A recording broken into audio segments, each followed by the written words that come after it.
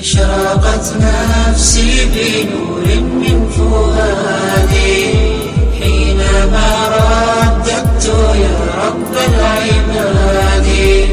وانتشت روحي وصار الدمع يجري.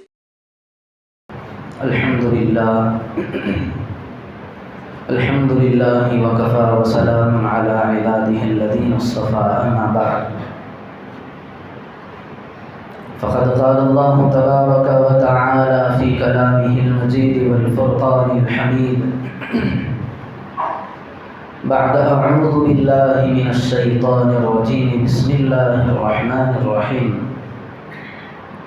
حامين والكتاب المبين إنا أنزلناه في ليلة مباركة إنا كنا منذرين. وقال النبي صلى الله عليه وسلم إذا كانت ليلة النصف من شعبان قوموا ليلها وصوموا نهارها. وقال النبي صلى الله عليه وسلم إذا كانت ليلة النصف من شعبان يغفر الله من الذنوب أكثر من عدد شعر غنم كلب أو كما قال عليه الصلاة والتسليم. مہمان مکرم، معزز سامعین حضرات، ہم بخوبی اس بات سے واقف ہیں کہ ہم تمام کا یہاں پر جڑنا، مل جل کر بیٹھنا دینی اور اہم امور پر مشتمل ہے. جب اہم کوئی مقصد ہوتا ہے تو اسی وقت لوگوں کا جڑنا بھی ہوتا ہے. تو آج کی رات قرآن و حدیث کے اعتبار سے اگر دیکھا جائے تو بہت فضائل کی شامل ہے، بہت فضیلتیں وارد ہوئی ہیں، احادیث میں ملتی ہیں. قرآن پاک میں بھی مفسرین کرام نے اس رات کی فضیلت کے عنوان سے بہت سارا کلام کیا ہے. سورہ دخان کے اندر علماء کہتے ہیں کہ اللہ تبارک و تعالیٰ نے اس شب کا تذکرہ سورہ دخان کے اندر فرمایا ہے، اور اللہ کے رسول صلی اللہ علیہ وسلم نے بھی فرمایا، جو ابھی میں نے آپ حضرات کے سامنے اس حدیث کو بیان کیا ہے. اللہ کے رسول صلی اللہ علیہ وسلم نے فرمایا اذا كانت ليلة النصف من شعبان قوموا ليلها وصوموا نهارها، کہ جب شعبان کی 15ویں تاریخ آتی ہے، نصف شعبان آتا ہے، تو اللہ کے رسول نے امت کو پیغام یہ دیا ہے کہ اس رات میں قیام کرو. قیام کا مطلب عربی کے اندر یہ ہے کہ کھڑے ہو جاؤ، لیکن یہاں پر قیام کا معنی یہ ہے کہ رات جب اللہ نے تمہارے سروں پر لگا دیا ہے تو اس رات کو غنیمت سمجھو، اس رات کو عبادتوں کے اندر لگاؤ، نوافل میں لگاؤ، دعا و اذکار میں لگاؤ، درود شریف کی کثرت میں لگاؤ، یا پھر جتنی بھی مغفرت کی چیزیں طلب کرنے کی ہیں اللہ تعالیٰ سے مانگا کرو. اور اللہ کے رسول صلی اللہ علیہ وسلم نے صحابہ کے اگر تاریخ کو دیکھا جائے، اگر صحابہ کے دور کو دیکھا جائے، اللہ کے رسول صلی اللہ علیہ وسلم کی اگر سیرت کو اس پر گہری نظر ڈالی جائے تو ہمیں یہ بات ملتی ہے کہ اس رات میں صحابہ کے دور میں، تابعین کے دور میں بھی دینی باتوں کا مذاکرہ کیا ہوتا تھا، کیونکہ صحابہ کے اندر ایمانی شوق اور جذبہ تھا کہ صحابہ کے اندر ایک نعرہ تھا، اگر ایک دوسرے کو ساتھی آپس میں دیکھ لیتے تو کہتے تعالوا نجدد ایماننا، کہ آؤ ہم قریب ہو جائیں، آؤ ہم مل جل کر بیٹھ جائیں، اپنے ایمان کو تازگی بخشیں، اپنے ایمان کو بنائیں. حالانکہ ایسی بات نہیں کہ صحابہ کے اندر ایمان نہیں تھا. اللہ کے رسول صلی اللہ علیہ وسلم نے جہاں پر صحابہ کی تعریف کی ہے کہ اس امت کا ادنا سے ادنا فرد بھی صحابہ کے پیروں کے دھول کے برابر بھی نہیں ہو سکتا. کیوں؟ ان کا ایمان اس قدر مضبوط تھا. احادیث پر اور قرآن کی باتوں پر اور سیرت کی کتابوں پر ہم روشنی ڈالیں تو ان کے ایمان کے بارے میں یہ بات ملتی ہے کہ ان کا ایمان اتنا پختہ تھا، اتنا پختہ تھا کہ ہو سکتا ہے کہ پہاڑ ہل جائے مگر ان کا ایمان ہل نہیں سکتا. تو سوچیں کس قدر مضبوط ایمان تھا. تو وہ ایک دوسرے کو کہا کرتے تھے تعالوا نجدد ایماننا، کہ قریب آ کر بیٹھ جائیں، ہم آپس میں مل جل کر بیٹھ جائیں. کیوں؟ ہم اپنے ایمان کو تازگی بخشیں، آپس میں ایمان کو بنانے لگ جائیں. اب سوال یہ ہے کہ جب بھی ایسی راتیں اللہ تبارک و تعالیٰ نے اس امت کو ہبہ کی ہیں، تحفے میں دی ہیں، عطیے میں دی ہیں، اب ان راتوں کا ہمیں کیا کرنا ہے؟ ایک طرف تو رسول اللہ صلی اللہ علیہ وسلم کی شریعت کچھ اعمال بتلاتی ہے، تو دوسری طرف ہمارے کچھ اعمال ہیں. اللہ کے رسول صلی اللہ علیہ وسلم کی تعلیمات میں ہمیں حکم کیا ملتا ہے؟ حکم ملتا یہ ہے کہ راتوں کو عبادت کے اندر خوب لگایا کرو، اپنے آپ کو خوب عبادتوں کے اندر لگایا کرو، چونکہ فضیلت والی رات ہے۔ ہم دیکھتے ہیں عموماً راتیں ویسے بھی تو ہیں، لیکن جو رمضان کے علاوہ دیگر راتیں ہیں تو احادیث کی روشنی میں ہمیں 2 راتیں ملتی ہیں، ایک تو نصف شعبان کی رات ملتی ہے اور دوسرے شب قدر کی رات ملتی ہے۔ تو اس راتوں میں ہمیں نوافل پڑھنے ہیں، نمازوں کو پڑھنا ہے، اور خاص طور پر ہم لوگوں کے اندر یہ احساس ہوتا ہے کہ آج کی جو رات ہے انتہائی مبارک رات ہے، تو اس مبارک رات کو غیر ضروری کاموں کے اندر لگائے بغیر ہم اپنے اعمال پر برقرار ہو کر جمے رہیں، جو اللہ کے رسول صلی اللہ علیہ وسلم نے بتائی ہیں۔ سب سے پہلے نمبر پر یہ بتائی ہے کہ نوافل کی پابندی کریں، نمازوں کا اہتمام کریں۔ اگر کسی آدمی کی نمازیں چھوٹ گئی ہیں، بلوغت کے بعد سے لے کر جتنی نمازیں چھوٹی ہیں، اللہ تبارک و تعالیٰ نے ایک موقع دیا ہے، غنیمت دیا۔ چونکہ عام طور پر ہمارے اندر یہ احساس نہیں ہوتا کہ آج ہماری نماز چھوٹی ہے، آج جا کر پڑھ لیں، لیکن ایسی راتوں میں عموماً لوگوں کا جڑنا ہوتا ہے، مل جل کر بیٹھنا ہوتا ہے۔ عموماً ان راتوں کے اندر لوگ اپنے آپ کو فارغ کرتے ہیں، تو ایسے راتوں کے اندر اپنے آپ کو غنیمت سمجھ کر کے عبادتوں میں لگائیں، درود شریف کی کثرت میں لگائیں، نوافل میں لگائیں، کیونکہ اللہ کے رسول صلی اللہ علیہ وسلم نے فرمایا کہ جب آدمی کو قیامت کے اندر پیش کیا جائے گا، ہول نہ کیا ہوگی، حساب کتاب ہوتا رہے گا، تو اللہ تبارک و تعالیٰ دیکھے گا کہ اس کے اتنے فرائض ہیں، یہاں پر اس نے چوک کیا ہے، اس فرض کے اندر اس کی یہاں پر کمی ہوئی ہے، اس فرض کے اندر یہاں پر اس کا نقصان ہوا ہے، اس کا گھاٹا ہوا ہے، اس کو تلاش کیسے کیا جائے، اس کی بھرپائی کیسے ہو۔ دکانداروں کے ساتھ ہم نے دیکھا ہے، اگر ہم 1 کلو آٹا لیتے ہیں، اگر 1 کلو کے پیکٹ کے اندر سے آٹا نکال کر ڈال دیتا ہے، ابھی 1.25 کلو پیکٹ بھرتی ہو جاتا ہے، تو یہاں پر ایک جو اس کا موٹا ہوتا ہے وہ خالی ہو جاتا ہے۔ اب اس سے یہ سوچنا پڑتا ہے کہ میں نے گاہک کو، خریدار کو 1 کلو مکمل دینا ہے، تو اس تھیلے کو چھوڑ کر نیا تھیلا اوپن کرتا ہے، وہاں سے آٹا نکال کر 1 کلو مکمل کرتا ہے۔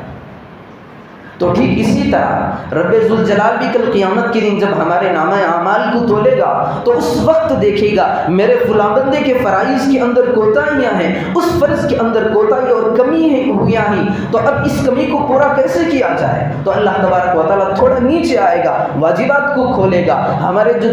زندگی کے اندر ہم نے واجبات پڑھے ہیں، جو واجب کاموں کو ہم نے بجا لایا ہے، ان کو اٹھائے گا، اس نامہ اعمال کو کھولے گا، کھول کر دیکھے گا تو اس واجبات کے اندر بھی ہماری کوتاہیاں اور کمیاں نظر آئیں،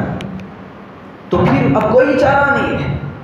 تو پھر اللہ سوچے گا ہاں میرے بندے نے نوافل بھی کیے ہیں، اگر ان میں سے اگر اس کی کوئی نوافل مل جائے تو اسے میں واجبات کے اندر داخل کروں گا۔ واجبات کا جب کتاب بھاری ہو جائے گی، مکمل ہو جائے گی، تو ان نوافل کو پھر سے اٹھا کر ان فرائض میں بھی شامل کر دوں گا، تاکہ میرا بندے کا جو نامہ اعمال ہے، فرائض کا ہے، واجبات کا ہے، تمام کا تمام مکمل ہو جائے، اور پھر میں اس کی بخشش کروں۔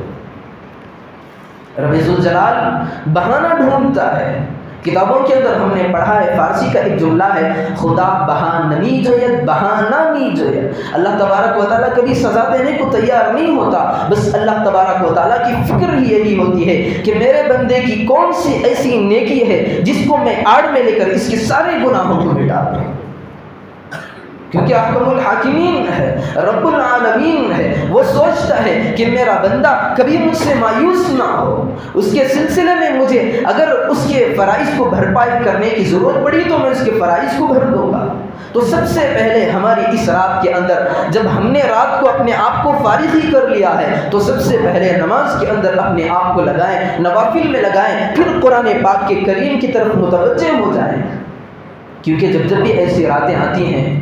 تو اس کے اندر کوئی خاص مخصوص عبادتیں نہیں ہیں کہ بھئی فلاں نماز ہی پڑھنی ہے، قرآن کریم کی تلاوت ہی کرنی ہے، یا صرف درود شریف ہی پڑھنی ہے، ایسی کوئی بات نہیں ہے۔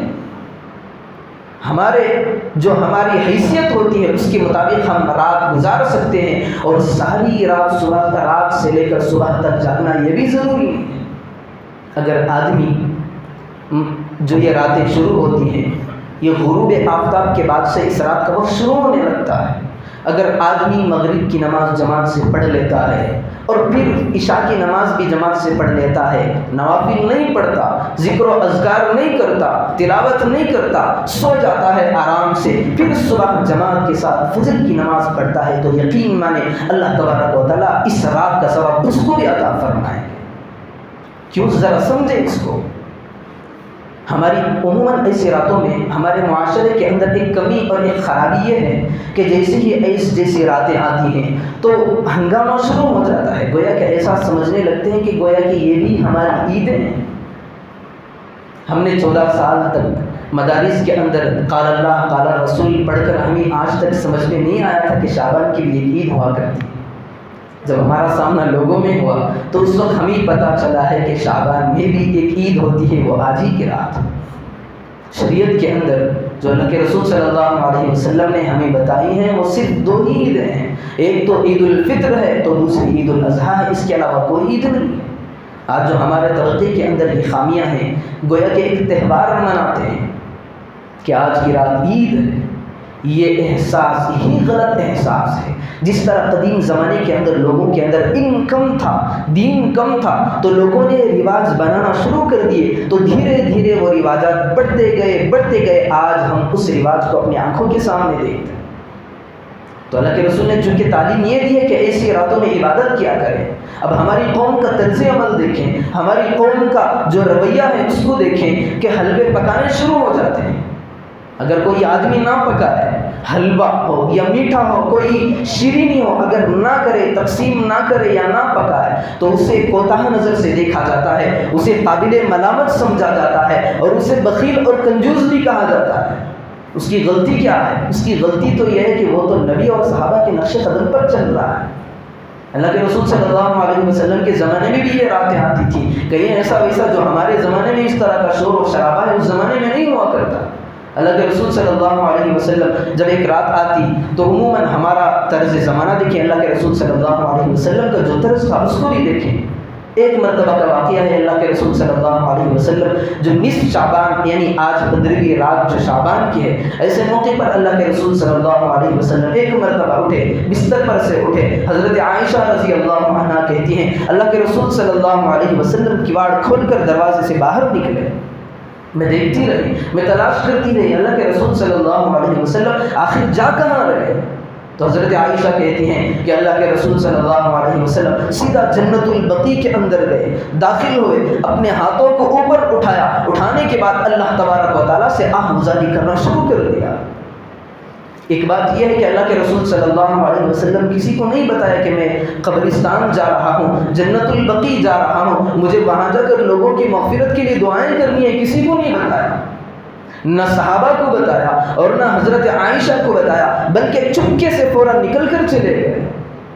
بس اللہ کے نبی کی ساری زندگی میں ایک ہی واقعہ ہے کہ اللہ کے رسول صلی اللہ علیہ وسلم نے زندگی میں ایک ہی مرتبہ قبرستان کو جنت البقیع کے اندر تشریف فرما کر وہاں پر جا کر دعائیں کی تھی۔ ایک تو اللہ کے نبی کا طرز عمل، دوسرا ہمارا طرز عمل دیکھیں، جس طرح ہم رات کو لیٹوں سے قنقبوں سے دن بنائے جاتے ہیں، اسی طرح ہم بھی اس رات کے اندر آج قبرستان کو منور کر دیتے ہیں۔ یہ کس جگہ کی تعلیمات ہیں؟ یہ تو اسلامی تعلیمات نہیں ہیں، یہ تو رسول اللہ کی تعلیمات نہیں ہیں، یہ اللہ کے رسول نے ہمیں نہیں بتایا کہ جاؤ قبرستان کو، جس طرح مساجد کو روشن کیا جاتا ہے قبرستان کو بھی جا کر روشن بنا دو، قبرستان میں قمقمے لگا دو۔ ہاں اگر ہمارا قبرستان پہنچنا ثواب کی نیت سے ہوگا تو اللہ نے کتنا آسان بنایا ہے، گھر بیٹھے مسجد میں بیٹھے اگر آدمی 10 مرتبہ قل هو اللہ احد پڑھتا ہے، نام لے کر کے اپنے مرحومین کو ایصال ثواب کرتا رہتا ہے، بیٹھتا ہے یہاں، اللہ تبارک و تعالیٰ ثواب وہاں پر پہنچاتا ہے۔ ہمارے ذہنوں کے اندر جو یہ بات ہے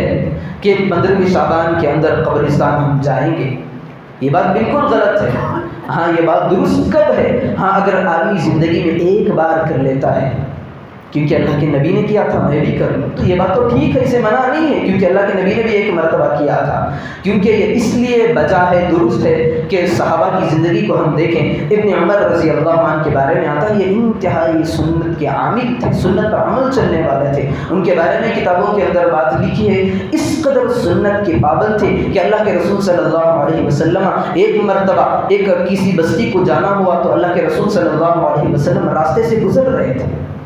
اللہ کے رسول صلی اللہ علیہ وسلم کو استنجے پیشاب کا تقاضا ہوا تو اللہ کے رسول صلی اللہ علیہ وسلم ایک درخت کی آڑ میں بیٹھ گئے، وہاں پر اللہ کے رسول صلی اللہ علیہ وسلم نے پیشاب کی، پھر اس کے بعد اللہ کے رسول صلی اللہ علیہ وسلم آگے نکل گئے۔ اب جب بھی اس راستے سے حضرت ابن عمر رضی اللہ عنہ کا گزر ہوتا تو دیکھتے میرے آقا نے، میرے محبوب نے، سرور کائنات صلی اللہ علیہ وسلم نے اسی طرح جب بھی گزر کرتے تھے، ایک مرتبہ اللہ کے رسول یہاں پر سے گزر رہے تھے تو اللہ کے رسول صلی اللہ علیہ وسلم نے اس درخت کے پاس بیٹھ کر اللہ کے رسول صلی اللہ علیہ وسلم نے استنجا کیا ہے، میں کیوں نہ اللہ کے رسول کی سنت کو اپناؤں، تو فوراً حضرت عمر رضی اللہ عنہ آئے، آنے کے بعد استنجا کا تقاضا نہیں تھا، لیکن اللہ کے رسول صلی اللہ علیہ وسلم نے جس انداز سے استنجے کے لیے اس درخت کے پاس بیٹھا تھا اسی انداز سے حضرت ابن عمر رضی اللہ عنہ آ کر وہاں پر بیٹھ گئے، استنجا نہیں کیا، کہا خدا کی قسم اللہ کے رسول صلی اللہ علیہ وسلم اگر آ کر یہاں پر نہ بیٹھتے تو میں بھی نہ بیٹھتا۔ اللہ کے رسول نے جاتے ہوئے ایک مرتبہ استنجا کیا تو حضرت عمر کو یہ گوارا نہ ہوا کہ میرا حبیب بیٹھا رہے، سرور کائنات یہاں پر بیٹھ کر جائے اور اس کا غلام یہاں پر نہ بیٹھے۔ تو یہ صحابہ کے اندر بھی عادت تھی لیکن معمول نہیں تھا۔ ایک مرتبہ چونکہ اللہ کے رسول صلی اللہ علیہ وسلم قبرستان گئے تھے، وہ تو اللہ کے رسول کی مصلحت تھی، اللہ کے کسی کوئی عذر ہوا ہوگا آپ کو، اللہ کے رسول صلی اللہ علیہ وسلم وہاں پر گئے ہیں کیونکہ صحابہ کو تک نہیں بتایا، اور اللہ کے نبی صلی اللہ علیہ وسلم کے دنیا سے جانے کے بعد بھی کسی صحابی کا عمل نہیں ہے کہ جب بھی 15ویں رات شعبان کی آتی تو قبرستان جاتے، کسی صحابی کے بارے میں ہمیں نہیں ملتا۔ ایک طرف ہمارے نعرے ہیں تو دوسری طرف ہمارے اعمال ہیں۔ ہمارے نعرے کیا ہیں؟ ہم تو صحابہ کے نقش قدم پر چلیں گے، ہم تو نبی صلی اللہ علیہ وسلم کے نقش قدم پر چلیں گے، لیکن ہم کہاں پر ان کے نقش قدم پر چل رہے ہیں؟ ہم تو اپنی من مانی کر رہے ہیں، ہم تو جو آیا وہ کر رہے ہیں، صحابہ کا نقش قدم پر چلنا کہاں سے ہوا؟ ایک مثال دے کر آپ کو میں بات اور واضح کرنا چاہتا ہوں۔ ہمارے یہاں معاشرے کے اندر اگر کوئی آدمی کھڑے ہو کر پیشاب کرنے لگتا ہے تو ہم کیا کریں؟ بھئی یہ سنت کے خلاف کام کر رہا ہے، کہتے ہیں نا، اگر کوئی آدمی مسلمان داڑھی چھوڑ کر کے سر پہ ٹوپی لگا کر کے اگر کسی جگہ پہ کھڑے ہو کر پیشاب کرنے لگتا ہے تو ہم کہتے ہیں کہ یہ تو سنت رسول کا خلاف کام کر رہا ہے، اللہ کے رسول نے ہمیشہ بیٹھ کر استنجا کرنے کی تعلیم دی ہے، ارے یہ تو کھڑ کر سنت کی خلاف ورزی کر رہا ہے۔ تو اب سنیں، اللہ کے رسول صلی اللہ علیہ وسلم کے بارے میں بھی آتا ہے، اتا صبات قوم فبال قائما، اللہ کے رسول صلی اللہ علیہ وسلم ایک مرتبہ آنے کے بعد کسی قوم پر گزر ہوا، دیکھا کہ کوڑا کرکٹ کا ایک ڈھانچہ پڑا ہوا ہے تو اللہ کے رسول صلی اللہ علیہ وسلم اس کے پاس گئے، استنجا کا تقاضا ہوا، پیشاب کا تقاضا ہوا تو اللہ کے رسول صلی اللہ علیہ وسلم کھڑے ہو کر اس وقت پیشاب کیا۔ لیکن ہمارے لوگوں کے اندر کیوں نہیں ہے کھڑے ہو کر پیشاب کرنا سنت ہے؟ کیوں نہیں ہے؟ اس لیے کہ وہ ایک مرتبہ کا واقعہ تھا تو لوگ اس کو سنت نہیں سمجھتے، مجبوری میں اس کا استعمال کرتے ہیں۔ اگر گھٹنوں میں کسی کو شدید زخم ہو جائے، درد ہو جائے، بیٹھ نہیں سکتا ہے کسی جگہ پہ تو شریعت اس بات کی اجازت دیتی ہے کہ اسے کھڑے ہو کر اس وقت پیشاب کرنا اس کے لیے جائز ہے، لیکن کوئی بھی لوگ کھڑے ہو کر پیشاب کرنے کو سنت نہیں سمجھتا، جبکہ اللہ کے رسول صلی اللہ علیہ وسلم نے کھڑے ہو کر پیشاب کیا ہے۔ سنت کیوں نہیں ہے؟ ایک طرف اللہ کے رسول کھڑے ہو کر پیشاب کیا ہو اور وہ سنت بھی نہ ہو، اس لیے کہ اللہ کے رسول صلی اللہ علیہ وسلم نے صرف ایک مرتبہ کھڑے ہو کر پیشاب کی، اس لیے وہ سنت نہیں ہے۔ اسی طرح اللہ کے رسول صلی اللہ علیہ وسلم نے زندگی میں ایک مرتبہ جنت البقیع کے اندر اللہ کے رسول کا جانا ہوا تھا تو کوئی سنت کیسے ہو سکتا ہے؟ ہاں، سنت کی نیت سے اگر کوئی آدمی اس پر عمل کرنا چاہے تو عمل کر سکتے ہیں۔ زندگی میں ایک بار لیکن یہاں پر ٹیلوں کے ٹیلے جاتے ہیں، ایک دوسرے کو لے کر جاتے ہیں۔ جس رات میں اللہ رب ذوالجلال کھڑے ہو کر پکارنے لگتا ہے کہ آؤ میری طرف میں تمہاری ہر حاجت کو پورا کروں گا، تو یہاں پر ٹولہ کا ٹولہ قبرستان پہنچتا ہے، گھروں کو چراغوں سے مزین کیا جاتا ہے، قمقموں سے مزین کیا جاتا ہے، چاولوں کی تقسیمیں ہوتی ہیں، دیگوں کو چڑھایا جاتا ہے۔ میرے عزیز دوستوں، یہ اتنی اہم رات ہے کہ اگر عشاء کی بات سے لے کر ہم صبح صادق تک، فجر کی اذان سے پہلے تک اگر ہم اپنے آپ کو عبادت میں لگائیں تو ساری رات ناکافی ہو جائے گی۔ تو ہمیں یہ کہاں کی پڑی ہے کہ ہم دیگوں کو چڑھائیں، قبرستان کو جائیں، جا کر قبرستان کو اجاگر کریں، منور کریں، روشن کیا کریں۔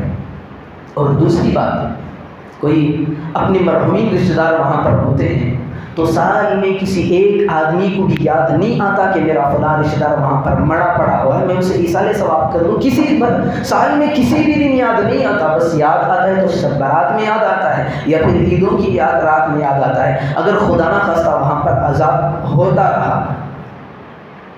تو ہمارا رویہ کیا ہوگا؟ ہم صرف یہی سمجھتے ہیں کہ صرف شب برات میں جا کر ایصال ثواب کر دیں گے، ویسے تو مردے محتاج ہوتے ہیں۔ یہاں پر جو دنیا کے اندر جو آدمی عبادت کرتا ہے، کرنے کے بعد دنیا سے اس کا تعلق منقطع ہو جاتا ہے، اس کی آنکھیں بند ہو جاتی ہیں، جسم ٹھنڈا پڑ جاتا ہے، تو اس وقت جیسے ہی وہ اس کا انتقال ہوتا ہے تو اس کی نامہ اعمال کی کتاب بند ہو جاتی ہے۔ تو قیامت کی صبح تک جو جتنے بھی لوگ وہاں پر دفن ہیں وہ ایک سبحان اللہ کے محتاج ہیں۔ ضروری ہمارے اوپر تو یہ تھا کہ ہم روز جایا کرتے قبرستان کو، مرحومین کے لیے ایصال ثواب کیا کرتے، لیکن ہم نے فیشن بنا لیا ہے ایسی راتوں کے اندر جانا۔ ایک مرتبہ ایک اللہ والے تھے، ان کا کسی قبر پر جانا اتفاقاً ان کسی قبر کے پاس سے ان کا گزر ہوا، تو جس کا انتقال ہوا تھا وہ بھی اللہ والا تھا، سامنے سے جو آ رہا تھا وہ بھی اللہ والا تھا۔ جو اللہ والا جس کا انتقال ہوا تھا وہ اٹھ کر بیٹھ گیا تھا۔ یہ خواب کا مسئلہ ہے، تو ایک صاحب نے خواب دیکھا، تو اس اللہ والے کو پوچھا کہ بھائی تم کیوں بے چین بیٹھے ہو؟ تو اس نے کہا کہ ہمارے نامہ اعمال منقطع ہو چکے ہیں، بند ہو چکے ہیں، اب ہم اعمال کرنا چاہیں تو ہم اعمال نہیں کر سکتے۔ تو پھر پوچھا تو روزانہ قبر پر بیٹھ کر کیا کرتے ہیں؟ تو اس بندے نے کہا جس کا انتقال ہو گیا تھا، میں روزانہ قبر پر بیٹھ کر 62 قرآن پاک پڑھتا۔ کس کا؟ جو آدمی انتقال کر چکا ہے، وہ آدمی کہہ رہا ہے کہ میں اپنی قبر پر بیٹھ کر روزانہ 62 مرتبہ قرآن پاک پڑھا کرتا۔ پھر یہ آدمی پوچھنے لگا بھائی تب تو تمہارے اعمال ذخیرے کے اندر بہت طویل کر جائیں گے، بہت بڑا اعمال کا ذخیرہ ہو جائے گا۔ تو اس بندے نے بڑا پیارا جواب دیا، کہا کہ میں روزانہ جو 62 مرتبہ قرآن پاک پڑھتا ہوں اس کا ثواب تم لے لو، تمہارے سبحان اللہ کا 1 ثواب مجھے۔ 62 مرتبہ کا جو میں روزانہ قرآن پڑھا کرتا ہوں اس کا ثواب، پورے کا ثواب تم لے لو، اور تمہارا پڑھا ہوا 1 سبحان اللہ مجھے دے دو۔ کیوں؟ قبر میں جانے کے بعد اگر لاکھ بھی قرآن شریف ہم پڑھ لیں اس کا کوئی ثواب نہ ہوگا۔ دنیا کے اندر ہم جب تک رہیں اس وقت تک ہماری چھوٹی ادابی محفوظ ہوتی رہے گی، اس پر بھی ہمیں اجر و ثواب دیا جاتا رہے گا۔ جیسے ہی ہماری آنکھیں بند ہو جائیں گی اس وقت ہم لاکھ کروڑ قرآن پڑھ لیں، ذکر و اذکار کر لیں، درود شریف کی کثرت کر لیں، اس کا کوئی معاوضہ نہیں ہوگا، کیونکہ اللہ تبارک و تعالیٰ کہتا ہے جب تک میں نے تمہیں ڈھیل دی تھی اس وقت تک تمہارے اعمال کا اعتبار کیا جاتا رہا، تم اعمال کرتے رہے، میں تمہارے اعمال کی بدولت تمہارے گناہوں کو دھوتا رہا۔ آج جب کہ تمہاری سانسیں رک گئی ہیں، آج تمہارا نامہ اعمال منقطع ہو چکا ہے، آج کے بعد سے تمہیں کوئی جتنا بھی کر لو تمہیں کوئی ثواب نہیں ملے گا۔ تو کتنے محتاج ہیں قبرستان میں جب ہم جاتے ہیں، قبر والے کتنے محتاج ہیں، اللہ کے رسول صلی اللہ علیہ وسلم نے اسی وجہ سے کہا ہے کہ جب بھی قبرستان پر سے کسی کا گزر ہو تو کہو السلام علیکم یا اہل القبور یغفر اللہ لنا ولکم وانتم سلفنا ونحن بالاثر. اللہ تبارک و تعالیٰ تمہاری مغفرت کرے. چلتے پھرتے جب بھی ہمارا گزر قبرستان کے پاس سے ہوتا ہے تو ہمارے منہ کے اندر, ہماری زبان کے اندر یہ جملہ ہونا چاہیے السلام علیکم ورحمۃ اللہ یا اہل القبور یغفر اللہ لنا ولکم وانتم سلفنا ونحن بالاثر. اللہ تمہاری بھی مغفرت کرے, میری بھی مغفرت کرے. تم تو ہمارے سے پہلے آ گئے لیکن دیر نہ کرو, ہماری بھی باری آنے والی ہے, جلد ہم تمہارے ساتھ ملنے والے ہیں. اگر شریعت کے ایک ایک جملے کو غور کرتے جائیں تو ہمیں آنکھوں سے نظر آتا ہے کہ ہماری بھی موت یقینی ہے, ہم بھی موت کے دن بدن قریب ہوتے جا رہے ہیں.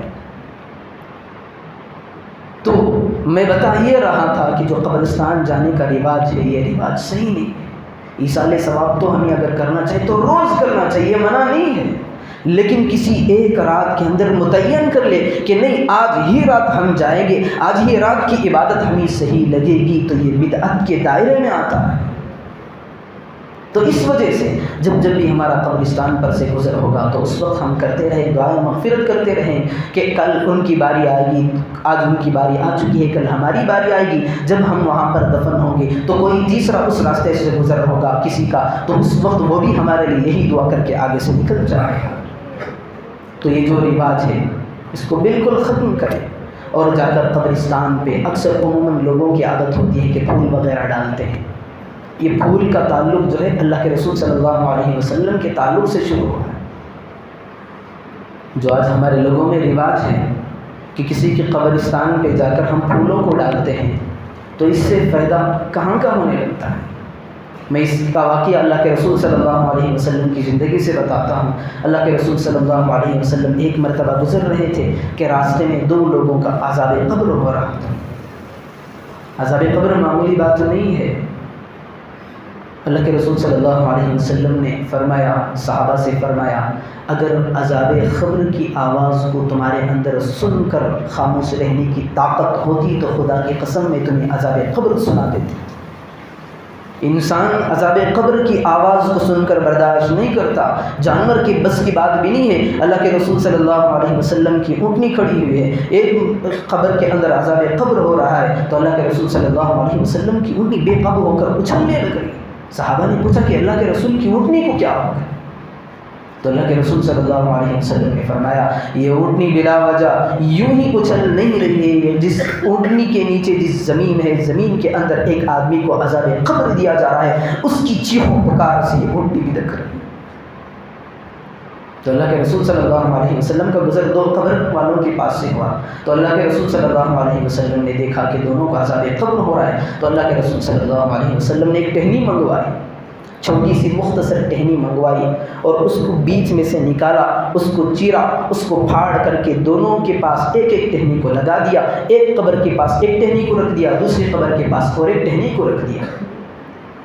اور اللہ کے رسول صلی اللہ علیہ وسلم نے خود اللہ کے رسول ہونے کے باوجود, رحمت للعالمین ہونے کے باوجود, ساری کائنات کے سردار ہونے کے باوجود یہ کہا اے اللہ میں تجھ سے امید کرتا ہوں. اللہ کے رسول نے کیا کہا؟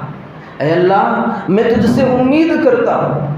ان جو 2 ٹہنیوں کو میں نے ان کی قبروں پہ رکھا ہے, جب تک یہ خشک نہ ہو میں امید کرتا ہوں تیری ذات سے کہ تو ان کے عذاب میں تخفیف کر دے گا.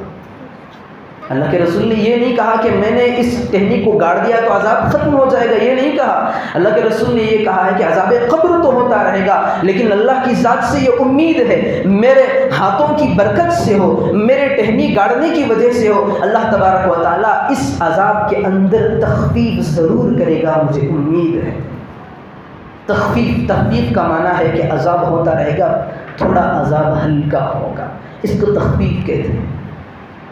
اس کے علاوہ کوئی چیز نہیں ہے. اس وقت کے بعد سے صحابہ کا دور ختم ہو گیا, تابعین کا دور ختم ہو گیا, تبع تابعین کا دور ختم ہو گیا. بعد سے جو زمانہ شروع ہوا انہوں نے ایک رواج بنا لیا, ہم جا کر پھولوں کو مزاروں پر ڈالا کریں گے, قبرستان میں جا کر ڈالا کریں گے. کس صحابی نے پھولوں کو قبروں پر چڑھایا ہے؟ یہ رسول صلی اللہ علیہ وسلم نے کہاں قبروں پہ پھولوں کو چڑھایا ہے؟ اگر آج ہم بھی ٹہنی کو رکھتے ہیں تو رکھ سکتے ہیں، لیکن ہمارے ہاتھ میں کچھ ہونے والا نہیں ہے۔ اللہ کے رسول ٹہنی کو لگانے کے بعد بھی یہ کہا کہ مجھے اللہ کی ذات سے امید ہے۔ اسی وجہ سے آج بھی جب کسی کا انتقال ہو جاتا ہے تو ہم وہاں پر جو ٹہنی رکھتے ہیں اسی مناسبت سے رکھتے ہیں کہ اللہ کے رسول نے ٹہنی رکھی تھی تو ہم بھی ٹہنی رکھیں۔ یہ تو اسے بھی نہ کرنا بتلایا ہے، لیکن اگر کوئی آدمی ضروری سمجھ کر نہیں ایسے ہی رکھ دیتا ہے تو اس کی گنجائش ہے، لیکن بالباقاعدگی سے پھولوں کو لے جا کر ڈالنا یہ کہیں سے بھی ثابت نہیں ہے۔ اللہ کے رسول صلی اللہ علیہ وسلم نے فرمایا کہ میں قیامت کے دن ساری امت ایک طرف ہوگی، میری امت بھی ایک طرف ہوگی، جو ایمان والا چہرہ ہوگا، جو ایمان کامل ایمان کو لے کر آئے گا تو میں ایک جگہ اس کا انتظار کروں گا، وہاں پر جا کر ٹھہر جاؤں گا۔ اللہ کے رسول صلی اللہ علیہ وسلم نے فرمایا کہ میں ہر انبیاء کا ایک ایک حوض ہوا کرتا ہے جو اپنی امتی کو پلاتے ہیں۔ اللہ کے رسول نے فرمایا میرا بھی ایک حوض ہے جو سب سے بڑا ہوگا، میری امت آتی رہے گی، میں حوض سے بھر بھر کے میری امت کو پلاتا رہوں گا۔ اللہ کے رسول نے کہا ایسے ماحول میں جب میں امت کو پیالے سے لے کر پلاتا رہوں گا، ایک امت آئے گی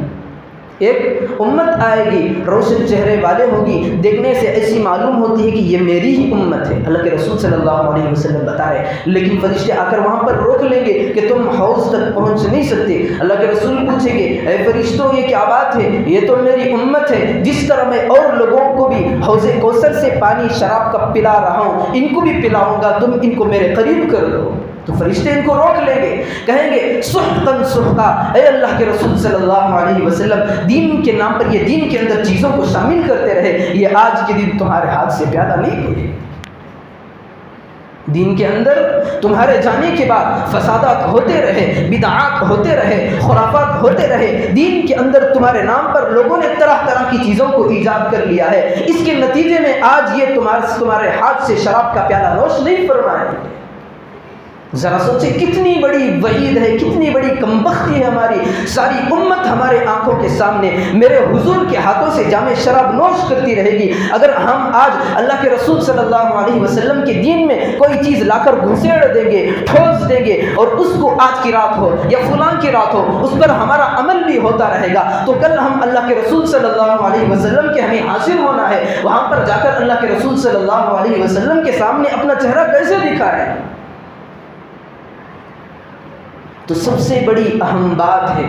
اور اللہ کے رسول صلی اللہ علیہ وسلم نے فرمایا لا يقبل اللہ لصاحب بدعت صوما ولا فرضا ولا عدلا، اور جو بدعت ہے، جو بدعت یعنی دین میں جو اللہ کے رسول نے نہیں بتائے ہیں ان باتوں کو دین کے اندر شامل کرنا، اسے بدعت کہتے ہیں۔ اللہ کے رسول صلی اللہ علیہ وسلم فرماتے ہیں بدعتی کی نہ نماز قبول ہوتی ہے، نہ اس کے دیگر اعمال قبول ہوتے ہیں، اور نہ نوافل اس کے قبول ہوتے ہیں، کیونکہ یہ میرے طریقے سے ملا ہوا ہی نہیں ہے اس کے اعمال قبول ہو سکے۔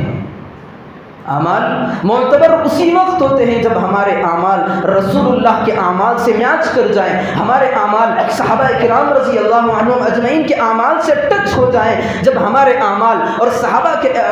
کرام رضی اللہ عنہم اجمعین کے اعمال ایک جیسے ہوں، تو اس وقت جس طرح صحابہ کو کامیابی ملی تھی اسی طرح ہمیں بھی کامیابی مل سکتی ہے۔ اگر ہمارا طریقہ صحابہ سے ہٹ کر ہوگا، ہمارا طریقہ اللہ کے رسول صلی اللہ علیہ وسلم سے ہٹ کر ہوگا، تو ہمیں کامیابی کا کیسے سوچ سکتے ہیں؟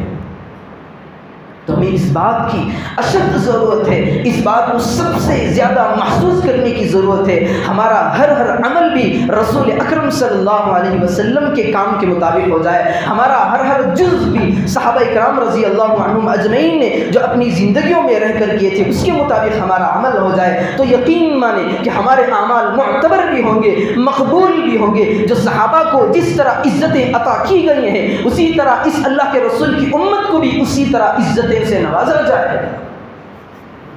تو مختصر یہ کہ آج رات کے اندر بہت چیزوں کو ہم نے ایجاد کر لیا ہے، ان راتوں کو ہمیں سوچنا چاہیے کہ اللہ کے رسول کی تعلیمات نہیں ہیں، صحابہ نے کسی عمل کو نہیں کیا ہے تو ہم کیوں کریں؟ جب ہم کرتے ہیں تو اس کا فائدہ نہیں ہے، جب فائدے سے خالی کوئی عمل ہوتا ہے تو بیکار اس عمل کو کیوں کریں؟ تو ان باتوں سے گریز کریں۔ حلوائی شیرینی کو اگر کوئی تقسیم نہ کرے، گھروں کے اندر اس کو نہ دے کر بھیجے تو اس کو ملامت نہ کریں، کیونکہ بھی حلوائی اسی دن کے اندر کرنا ضروری نہیں۔ اور دن بھی ہوتے ہیں. شریعت کے اندر جو حلوے ہوں میٹھے ہوں یہ حرام نہیں ہے، حرام نہیں ہے، بالکل حلال ہے، لیکن کسی دن متعین کر کے کھانا اس وقت اس کے اوپر ناجائز کا حق ہو جاتا ہے. آج تک یہ حلال تھی لیکن آج یہ ناجائز بن گئی ہے، کیونکہ دین کے اندر حلوہ کھانا تو جائز ہے، لیکن آج کے دن حلوہ کھانا تم نے کہاں سے جائز کر لیا ہے، جبکہ اللہ کے رسول نے اس طرح کا کام نہیں کیا، صحابہ نے اس طرح کا فعل نہیں کیا ہے. ہاں اگر ضروری نہیں سمجھ رہے، کبھی کھا رہے کبھی نہیں کھا رہے، اس دن بھی کھا رہے دوسرے دنوں بھی کھا رہے، تب کوئی بات نہیں ہے. بات تو اس وقت منع کی ہوتی ہے جب ضروری سمجھ جاتے ہیں. میں نے کہا نا قبرستان ہم روز بھی جاتے ہیں، لیکن آج کی رات میں بھی جائیں فرق نہیں پڑتا، کسی کو بتائے بغیر جائیں، مرحومین کے ایصال ثواب کے خاطر جائیں، لیکن ضروری سمجھ کر جانا یہ بدعت کے دائرے کے اندر آ جاتا ہے. تو الغرض بات تفصیل سے ہو جائے گی. آج کے جو کام ہیں عبادتوں میں ہمیں اپنے آپ کو لگانا ہے، لیکن آج کے کام میں جہاں پر فضائل بتائے گئے، اعمال بتائے گئے، وہاں پر اللہ کے رسول صلی اللہ علیہ وسلم نے چند باتیں اور بتائیں، کیونکہ یہ مبارک رات ہے، فی لیلۃ مبارکہ، فضیلت والی رات ہے، رحمتوں والی رات ہے، برکتوں والی رات ہے، سکینہ کے نازل ہونے والی رات ہے. تو اللہ تبارک و تعالیٰ نے دیکھا، اللہ کے رسول صلی اللہ علیہ وسلم نے فرمایا اس جیسی بابرکت محفلوں میں، اس جیسی بابرکت مجلسوں کے کوئی میرا بندہ مغفرت کے بغیر گھروں کو واپس نہیں لوٹتا. اللہ تبارک و تعالیٰ کے نبی صلی اللہ علیہ وسلم نے فرمایا اس رات کے اندر، اللہ کے رسول صلی اللہ علیہ وسلم کی حدیث ہے، اللہ کے رسول صلی اللہ علیہ وسلم نے فرمایا اذا كانت ليلة النصف من شعبان، جب شعبان کی 15ویں تاریخ آتی ہے، یغفر اللہ من الذنوب، تو اللہ تبارک و تعالیٰ تمام لوگوں کی مغفرت کر دیتا ہے. پھر آگے اللہ کے رسول نے ایک جملہ اور کہا یغفر اللہ من الذنوب اکثر من عدد شعر غنم کلب. عرب زمانے کے اندر کلب نامی ایک مشہور بہت بڑا قبیلہ تھا. اس قبیلے کے اندر بکریوں کا رواج تھا، بکری ایک چرواہے زیادہ تھے، بکریوں کو پالا کرتے تھے، تو بہت بڑی مقدار میں عرب کے اندر اس قبیلے کے اندر بکریاں جمع ہو جاتی تھیں. تو اللہ کے رسول صلی اللہ علیہ وسلم نے فرمایا جس آج رات کے اندر اللہ تبارک و تعالیٰ قبیلہ جو کلب ہے اس کی جتنی بکریاں ہیں، ہر بکری پر جتنے ہزاروں بال ہیں، تمام قبیلے کی بکریوں پہ جتنے بال ہیں، اللہ تبارک و تعالیٰ آج کی رات میں اس سے زیادہ لوگوں کی مغفرت کر دیتا ہے. لیکن کچھ شرائط ہیں. پھر اللہ کے رسول صلی اللہ علیہ وسلم نے بات کہتے کہتے روک لی ہے کہ بھئی مغفرت تو ہر عام خاص کی بات نہیں ہے، کچھ شرائط ہیں، اگر وہ شرائط مکمل ہو جائیں تو اس کے بعد آدمی کی مغفرت ہوتی ہے. حدیث کے اندر چند لوگوں کا تذکرہ ہوا ہے کہ جن کی آج کی رات میں بد نصیب ہیں، نامعقول ہیں، ان کی بھی مغفرت نہیں ہوتی. سب سے پہلے نمبر پر اللہ کے رسول صلی اللہ علیہ وسلم نے فرمایا جو آدمی اپنے مسلمان بھائی سے کینہ رکھتا ہے، حسد رکھتا ہے، بغض رکھتا ہے، آج کی رات میں بھی اس آدمی کی مغفرت نہیں ہوتی. اللہ کے رسول صلی اللہ علیہ وسلم نے فرمایا کینہ کیا چیز ہے؟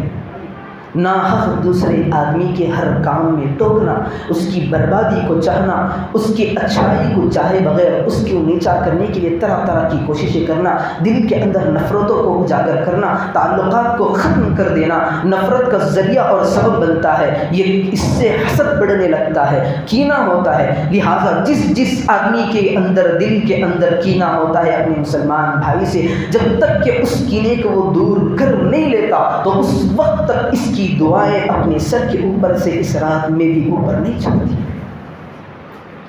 ایسا ہوتا ہے. میرا کاروبار ایک ہے، میرے بھائی کا کاروبار ایک ہے. بھائی سے مراد حقیقی بھائی نہیں، مسلمان بھائی ہے. آپس میں ہماری 2 دکانیں ہیں، تو میں سوچتا ہوں کہ اسے کچھ نہ کچھ ایسا کروں گا خریدار اس کی دکان پر نہ جائے، میری دکان پر آئے. کیا ہم نے روزی کا ٹھیکہ لے کر رکھا ہے؟ اللہ کہتا ہے وَمَا مِن دَابَّةٍ فِي الْأَرْضِ إِلَّا عَلَى اللَّهِ رِزْقُهَا. کوئی پرندہ صبح کو اوپر لہراتا ہوا، اپنے پروں کو نکالتا ہوا صبح سے لے کر نکلتا ہے، جنگلوں کو تلاش کرتا ہے، لیکن جب وہ اپنے بل کی طرف واپس لوٹتا ہے تو اس کا پیٹ بھرا ہوا ہوتا ہے. اس پرندے کو کھلایا کس نے؟ اللہ کی ذات نے کھلائی ہے. اللہ کہتا ہے تم لاکھ بھی کوششیں کر لو، اگر میں روزی پہنچانا چاہتا ہوں تیرے دکان پر بھی میں خریدار کو بھیج سکتا ہوں، اسی طرح دوسروں کے دکان پر بھی میں میں خریدار کو بھیج سکتا ہوں۔ جس طرح تیرے پیٹ کا مسئلہ ہے اسی طرح اس کے بھی پیٹ کا مسئلہ ہے، جس طرح تیرے بیوی بچے ہیں اس کے بھی بیوی بچے ہیں، جس طرح تیرے سر پر حقوق ہیں اس طرح اس دکان والے کے سر پر بھی حقوق ہیں۔ تو کینہ کس بات کا؟ اللہ مجھے بھی سکون کی روزی دے رہا ہے، اس آدمی کو بھی سکون کی روزی دے رہا ہے، گویا کہ ہم اللہ کی ایک حساب سے ناشکری کر رہے ہیں۔ ہم کہہ رہے ہیں اے اللہ جو تو نے مجھے دے رہا ہے مجھے مل نہیں رہا ہے صحیح سے، لہٰذا میں اس وجہ سے اپنے بھائی پہ حسد اور کینہ اختیار کر رہا ہوں۔ جو روزی ہمیں ملنی ہے ملتی ہے۔ اللہ کے رسول صلی اللہ علیہ وسلم نے فرمایا آدمی کو اس وقت تک موت نہیں آ سکتی جب کہ اس کا ایک دانہ بھی بچا ہوا اس کے منہ میں چلا نہ جاتا۔ اگر میری موت آ رہی ہے، میری مقدر میں اللہ نے لکھ رکھا ہے کہ آخری لقمہ اس کا جائے گا، تو جیسے ہی وہ لقمہ جائے گا اس کے بعد موت آتی ہے، اس سے پہلے موت نہیں آتی۔ تو کینہ کس بات کا ہے، حسد کس بات کا ہے؟ تو جن جن آدمیوں کے اندر دلوں کے اندر نفرتیں ہیں آج کی رات سے پہلے اپنی نفرتوں کو دور کر لیں۔ کینے ہیں، جو کدورتیں ہیں، جو حسد ہیں، بغض ہیں، ساری چیزوں کو چھوڑ دیں۔ اللہ تبارک و تعالیٰ سے گڑ گڑا کر معافی مانگے کہ اے اللہ تبارک و تعالیٰ آج کے بعد اس طرح کے خیالات دل کے اندر پیدا نہ کروں گا۔ تو اللہ تبارک و تعالیٰ کی ذات سے امید ہے کہ سچی پکی توبہ کرنے کی بدولت اللہ تبارک و تعالیٰ اسے معاف کر سکتا ہے۔ پھر دوسرے نمبر پر اللہ کے رسول صلی اللہ علیہ وسلم نے فرمایا جو آدمی رشتے ناتوں کو توڑنے کا کام کرتا ہے اس کی بھی بخشش نہیں ہوتی۔ لوگ ہمارے ساتھ ہوتے ہیں، مارے آستین ہوتے ہیں، مارے آستین یعنی آستین کے اندر رہنے والے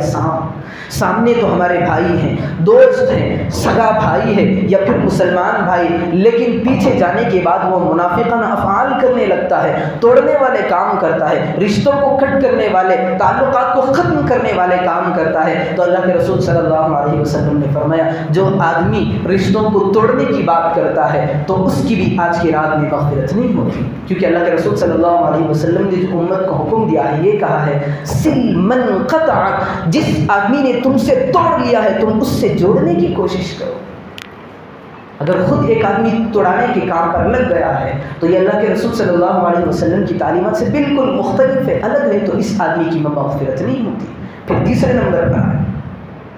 اللہ کے رسول صلی اللہ علیہ وسلم نے فرمایا کوئی آدمی اپنے مسلمان بھائی کا ناحق قتل کر دیتا ہے تو اس کی بھی مغفرت نہیں ہوتی۔ پھر چوتھے نمبر پر اللہ کے رسول صلی اللہ علیہ وسلم نے فرمایا بدکار،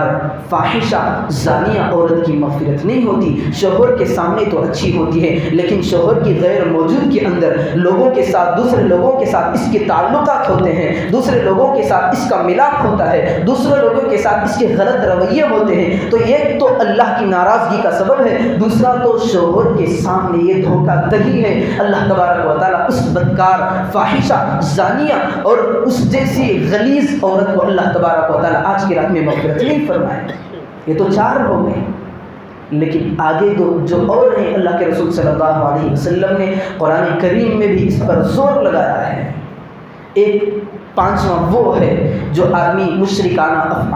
اعمال کرتا ہے، اس کی بھی مغفرت نہیں ہوتی۔ یہاں تھوڑا تفصیل سے سمجھا کر آگے چلتا ہوں۔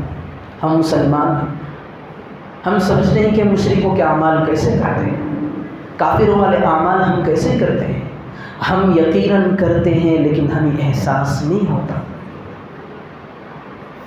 دیکھیں میں دنیا میں تھا تو بہت بڑا نیک تھا، میں دنیا میں جب تک تھا تو میں بہت بڑا نیک تھا، متقی تھا، پرہیزگار تھا، لوگ مجھے ولی سمجھ رہے تھے۔ اب میرا انتقال ہو گیا، اب مجھے لے جا کر اندھیری کوٹری کے اندر میرا داخلہ ہو گیا، مجھے لے جا کر لوگ ڈال دیے۔ تو اب زمانہ ایسا گزرتا گیا، لوگ میرے نام پر اس جو قبر کی دیوار کو پکی کرنے لگے۔ یہ سمجھے کہ بھائی یہ تو اللہ کا نیک بندہ تھا، اللہ کا ولی تھا، اللہ کا مقرب تھا، کیوں نہ ہم اس سے جا کر اللہ سے درخواست کر لیا کریں۔ میری قبر تو تھی مٹی کی،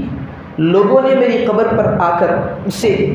سیمنٹ کی بنا دی، جس طرح مزاروں کی شکل ہوتی اس طرح بنا کے رکھ دی۔ ایک آدمی آیا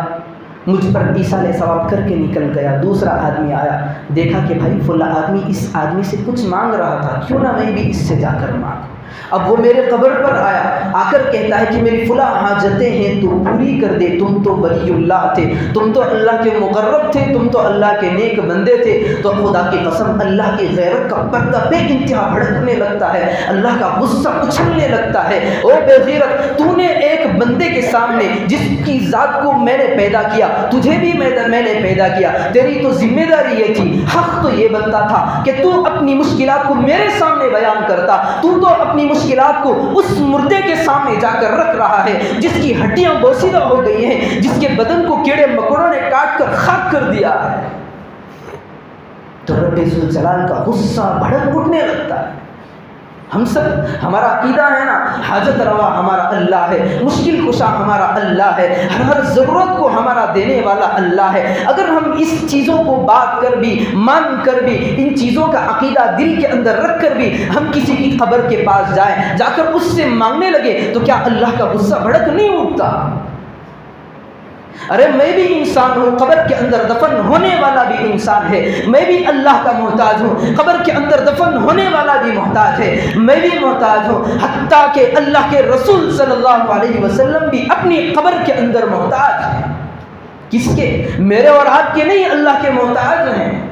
قطب ہو، ابدال ہو، صحابی ہو، نبی ہو، ہر ایک اللہ کا محتاج ہے۔ اللہ کی محتاجگی کے بغیر کوئی آدمی کسی اختیار کے بغیر کوئی کام نہیں کر سکتا، چونکہ ہماری امت کے اندر یہ فیشن ہے کہ کسی ولی کی قبر پہ جاتے ہیں، اپنے حاجتوں کو اس کے سامنے رکھتے ہیں، اپنی منتوں کو اس کے سامنے بیان کرتے ہیں۔ اگر کسی کی اولاد نہیں ہوتی تو دینے والی ذات اللہ کی ہے۔ اللہ کہتا ہے یجعل من یشاء عقیما یجعل اناثا ویجعل من یشاء الذکور، اگر میں چاہتا ہوں، اگر کسی کو اولاد نہیں ہے تو میں اسے اولاد مرد بھی دے سکتا ہوں، ذکر بھی دیتا ہوں، بچہ بھی دیتا ہوں۔ ویجعل لمن یشاء عقیما، اگر میں کسی کو چاہتا ہوں تو اسے بانجھ بنا کے رکھ دیتا ہوں۔ اولاد کی دولت سے نوازنا میرے اختیار میں ہے، کسی اور کے اختیار میں نہیں ہے۔ ذرا قرآن کی ایک طرف آیتوں کو رکھیں،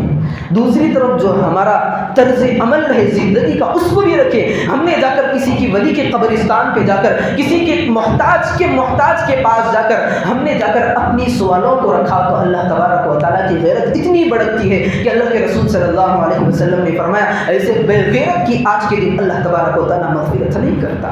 اللہ نے یہ راتیں ہمیں کیوں دی ہیں؟ اگر ہماری مشکلات آئیں تو اللہ کے دربار میں آؤ، اگر ہمیں کوئی تکلیفیں پہنچی ہیں، اگر کوئی مضرتیں پہنچ رہی ہیں، اگر ہمارا نقصان ہو رہا ہے، جانی نقصان ہو رہا ہے، مالی نقصان ہو رہا ہے، تو اللہ تبارک و تعالیٰ نے ان راتوں کو ہمارے لیے انعام کے طور پر کیوں دیا ہے؟ اس لیے دیا ہے کہ ہم کسی قبر کے ولی کے قبر کے پاس جا کر اپنی حاجتوں کو رکھیں۔ کیا اس سے اللہ کا غضب نہیں اٹھتا؟ تو اللہ کے رسول صلی اللہ علیہ وسلم نے اسی وجہ سے کہا ہے کہ مشرک، کافر، ان کے عقائد رکھنے والے کی بھی آج کے دن مغفرت نہیں ہوتی۔ اگر ہمارے دلوں کے اندر یہ بات ہے تو ہم آج کے دن ہی، چونکہ آج ہماری مغفرت کا ذریعہ ہے، آج کی رات ہمیں جنت ملنے والی ہے، آج کی رات ہماری آخرت بننے والی ہے، آج کی رات ہماری آخرت سنورنے والی ہے، تو اس بات کا عہد کرے کہ آج کے بعد ہمارے جتنی بھی لاکھ ہم پر حالات آئیں، جتنی مضرتوں کا ہمیں سامنا کرنا پڑے، خدا کی قسم خدا کے علاوہ ہمیں کسی کے سامنے اپنی حاجتوں کو بیان نہیں کریں گے اور نہیں رکھیں گے۔ جیسے ہی سچے دل سے ہم نے اپنے اللہ سے معافی مانگ کر کے اپنی معافی کرا لی تو اللہ تبارک و تعالیٰ آج کی رات دیگر مومنین کی طرح ہماری بھی مغفرت کر دیتا ہے۔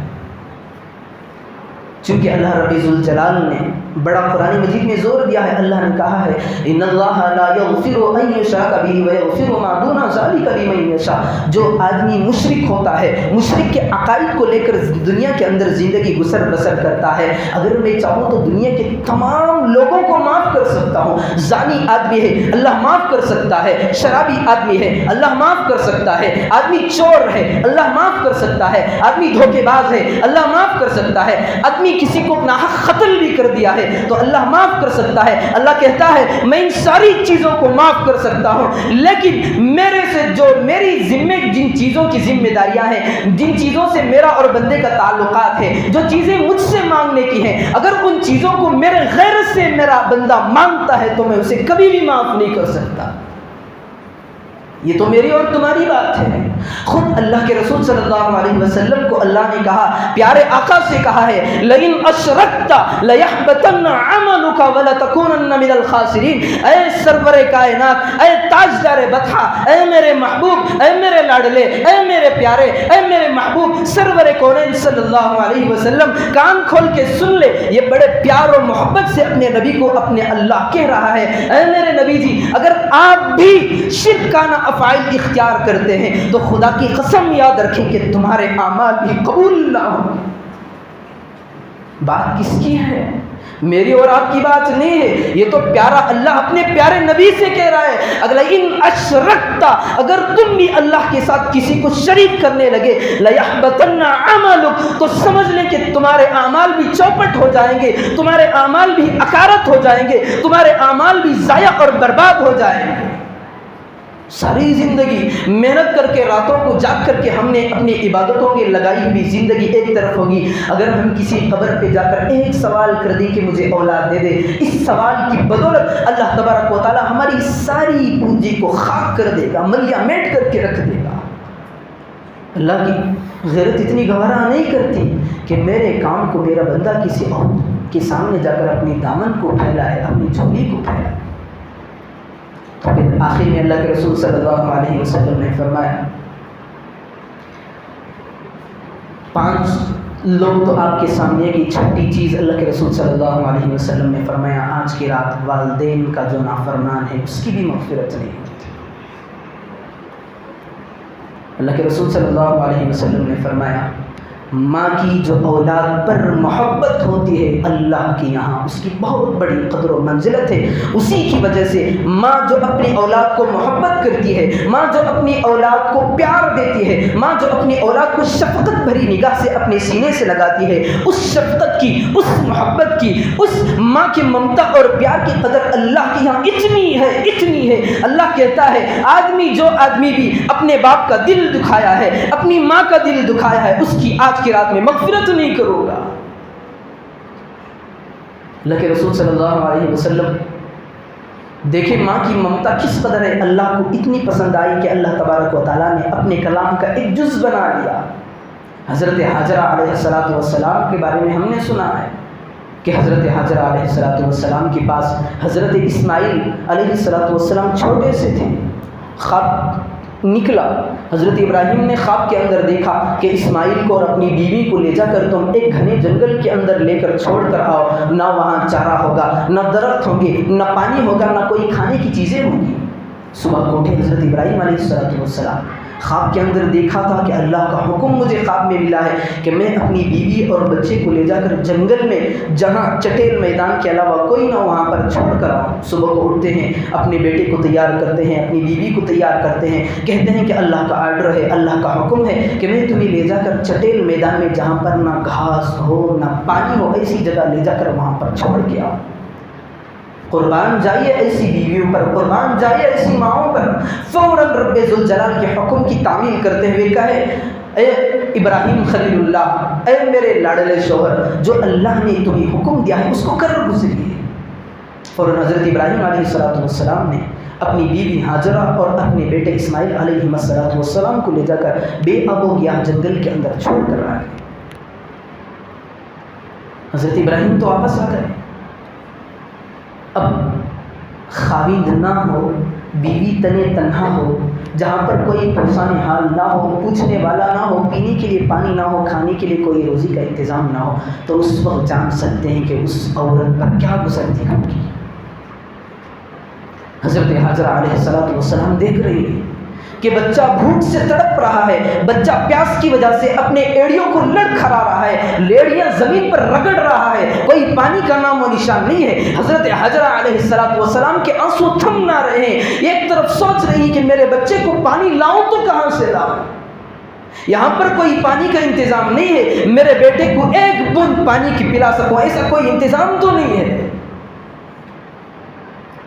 حضرت حاجرہ علیہ السلام دیکھتی ہیں، اپنے بیٹے کو لے جا کر ایک جگہ پہ رکھتی ہیں، دل کے اندر تڑپ یہ بھی ہوتی ہے کہیں سے میں اپنے بیٹے کو کم از کم ایک قطرہ نہ صحیح لے کر آ کر پلا دو تاکہ میرے بیٹے کی پیاس بجھ جائے۔ بیٹے کو رکھتی ہیں ایک جگہ، فوراً پیچھے نکلتی ہیں، بیٹا سامنے ہوتا ہے تو ان کی جو حضرت حاجرہ علیہ السلام ہے اپنی نگاہوں کے سامنے بیٹے کو رکھا ہے، پیچھے سے دوڑتے ہوئے پیچھے سے جا رہی ہیں۔ یہ خدشہ ہے کہ اگر یہ میری نظر سے بچہ اوجھل ہو جائے گا تو کہیں ایسا نہ ہو کہ کوئی خوفناک جانور آ کر اس پر حملہ کر دے اور میرے بیٹے کو ضائع کر دے۔ تو ماں کی نگاہیں بیٹے پر ہیں، دل پانی کی طرف لگا ہوا ہے، کبھی ایک طرف جاتی ہیں صفا کی پہاڑی پر چڑھتی ہیں تو کبھی مروہ پہ چڑھتی ہیں۔ رب ذوالجلال تو اس منظر کو دیکھ رہا ہوتا ہے نا، تو رب ذوالجلال کو حضرت حاجرہ علیہ السلام کی اسماعیل علیہ السلام کے سلسلے میں جو محبت تھی اس قدر پسند آئی تو آج جو حجاج کرام حج کو جاتے ہیں صفا مروہ کی، اس پر دوڑے بغیر کوئی واپس نہیں آتا۔ تو اللہ تبارک و تعالیٰ نے اس کی محبت کو لے جا کر قرآن کے اندر سمیٹ دیا ہے، ان الصفا والمروۃ من شعائر اللہ۔ یہ جو حاجرہ کا وہاں پر دوڑنا اللہ کو رب العالمین کو اتنا پسند آیا کہ میں نے اس کو اتنا پسند کیا کہ اپنے کلام پاک کے اندر اس کو قیامت تک کے لیے محفوظ کر دیا۔ یہ ہوتی ہے ماں کی ممتا۔ تو اسی وجہ سے اللہ کے رسول صلی اللہ علیہ وسلم نے فرمایا، ماں کو اگر تکلیف ہوئی ہے، باپ کو تکلیف ہوئی ہے، دونوں ناراض ہیں، یہ رات بھر بیٹھ کر عبادت کے اندر مصروف ہے، یہ ناراض ہے، اس کی عبادتیں ایک طرف ہیں، دوسری طرف ان کی ناراضگی ہے، تو خدا کی قسم اس کے ساری رات کی عبادتوں کو، سارے سالوں کی عبادتوں پر اس کی والدین کی ایک ناراضگی بھاری پڑ جائے گی۔ اللہ کے رسول صلی اللہ علیہ وسلم کے زمانے میں ایک تابعی ہیں، ہم سب جانتے ہیں، اویس قرنی رحمۃ اللہ علیہ، یہ قبیلہ قرن سے ان کا تعلق تھا، بہت بڑے بزرگ ہیں، تابعی ہیں۔ اللہ کے رسول صلی اللہ علیہ وسلم ایک طرف ہیں، حضرت اویس قرنی رحمۃ اللہ علیہ وہ بھی ہیں، لیکن انہوں نے اللہ کے رسول صلی اللہ علیہ وسلم کو نہیں دیکھا۔ اس کی وجہ یہ تھی کہ ان کی والدہ انتہائی ضعیف، کمزور تھی۔ اللہ کے رسول صلی اللہ علیہ وسلم کو دیکھنے کی خواہش تھی۔ حضرت اویس رحمۃ اللہ علیہ یہ خواہش تھی کہ میں اللہ کے رسول کو جا کر دیکھ لوں، لیکن یہاں پر والدہ کی خدمت بھیجنے کے لیے تیار نہیں تھی۔ ایک مرتبہ ماں سے کہا، اے امی جان، اللہ کے رسول صلی اللہ علیہ وسلم فلاں جگہ رہتے ہیں، یہ ہمارے زمانے کے اندر ہیں، میں جا کر اگر آپ کی اجازت ہو تو میں اللہ کے رسول صلی اللہ علیہ وسلم کو دیکھ کر آؤں گا، ان سے مصافحہ کر کے آؤں گا، ان سے نظر بھر کے جی بھر کے دیکھ کر واپس آ جاؤں گا۔ تو ماں نے کہا، اے اویس جاؤ، لیکن یاد رکھنا میری خدمت کے لیے تمہارے علاوہ کوئی اور نہیں ہے، جتنی جلدی ہو سکے جانا، پھر واپس آ جانا۔ حضرت اویس قرنی رحمۃ اللہ علیہ جاتے ہیں، جا کر مدینہ کے اندر دیکھتے ہیں اللہ کے رسول صلی اللہ علیہ وسلم وہاں پر نہیں ہوتے،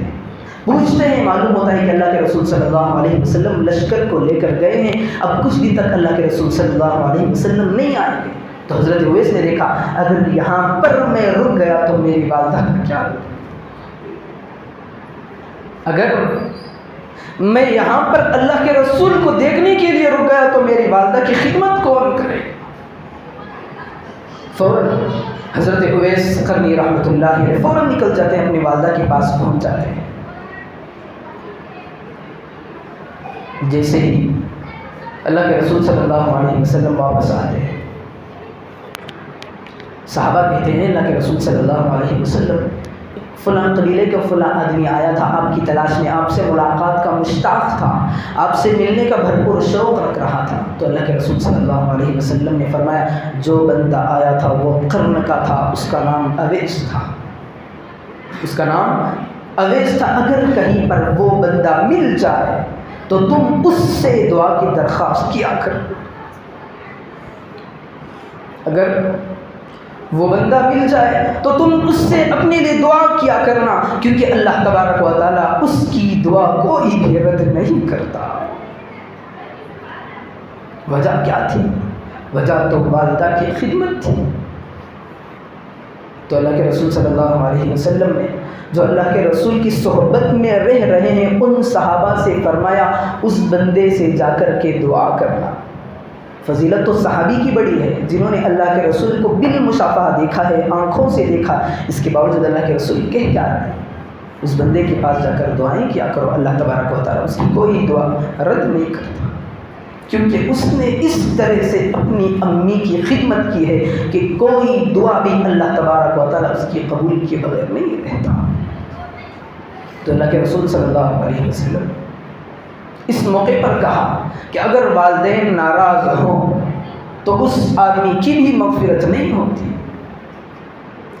تو اس وجہ سے اللہ کے رسول صلی اللہ علیہ وسلم نے تاکید کی ہے، اگر دنیا کے اندر ہمارے والدین زندہ نہ ہوں تو اب ہم کیا کریں؟ تو شریعت نے اس کا بھی حل نکالا ہے کہ ہم اب کیا کریں۔ اب جو ہماری امی جان ہیں، جو ہماری والدہ ہیں، ان کے جو بہن ہیں، ہمارے خالہ ہیں، جتنے خالہ ہیں ان کے ساتھ اس طرح پیش آئیں جس طرح ہم اپنے والدین کے ساتھ پیش کیا کرتے تھے، ان کی خدمت کریں، ان کے ہر کام کو ان کے بجا لائیں، اور اگر ہمارا باپ زندہ نہ ہو تو اس کے بھائی اگر دنیا کے اندر موجود ہوں تو ان کے پاس جائیں، چچا کے پاس جائیں، تایا کے پاس جائیں، جا کر وہ شفقت کے ساتھ، محبت کے ساتھ ان کی خدمت کیا کریں۔ اللہ کے رسول صلی اللہ علیہ وسلم نے فرمایا اگر یہ اپنے والد کے بھائیوں کے ساتھ، اپنی والدہ کے بہنوں کے ساتھ حسن سلوک کا معاملہ کرتا رہے تو اللہ تبارک و تعالیٰ اسے وہی اجر دے گا جو والدین کی خدمت پر اجر دیتا رہے گا۔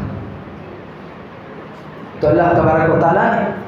ان چیزوں پر اللہ کے رسول صلی اللہ علیہ وسلم نے زور دی ہے کہ آج کی رات تمام لوگ بخشائے جاتے ہیں لیکن 6 آدمیوں کی مغفرت نہیں ہوتی۔ ایک کینہ اختیار کرنے والا، دوسرا رشتوں کو توڑنے والا، تیسرا کسی مسلمان کو ناحق قتل کرنے والا، چوتھا بدکار فاحشہ عورت، پانچواں شرک کرنے والا، کفر کرنے والا، چھٹا والدین کی نافرمانی کرنے والا۔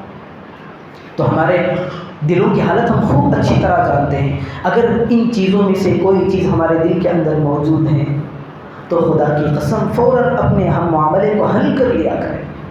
ورنہ کیا بعید ہے کہ ساروں کی مغفرت ہو جائے، ہماری مغفرت نہ ہو۔ وہ بھی آج کی رات مغفرت کی رات ہے، کتابوں کے اندر ملتا ہے آج کی رات میں، نصف شعبان کی رات میں رب ذوالجلال آسمان دنیا پر آواز آ کر لگانے لگتا ہے، الا هل من مستغفر فاغفر له، ہے کوئی مجھ سے معافی مانگنے والا، ہے کوئی اپنے گناہوں سے مجھ سے میرے دربار میں آ کر پڑا ہو کر رو کر معافی مانگنے والا، میں اس کی مغفرت کر دوں گا، میں اسے معاف کر دوں گا۔ ہم یہاں پر رک کر ایک بات سمجھیں، ایک طرف ہم دنیا داروں کے پاس ہمارا معاملہ دیکھیں، ہم دنیا دار، ہمارے سے کوئی ہمارا بڑا ناراض ہو جاتا ہے، کوئی پالیٹکس کا آدمی ہے، کوئی حکومت کا کارندہ ہے، اگر وہ ناراض ہو جاتا ہے تو ہم اس کو منانے کے لیے منت کرتے ہیں، سماجت کرتے ہیں، اپنی طاقت پر بھرپور زور لگا دیتے ہیں کہ کسی طرح بھی میں اس کو منا لوں، لیکن اللہ ایک طرف کہہ رہا ہے میرے بندے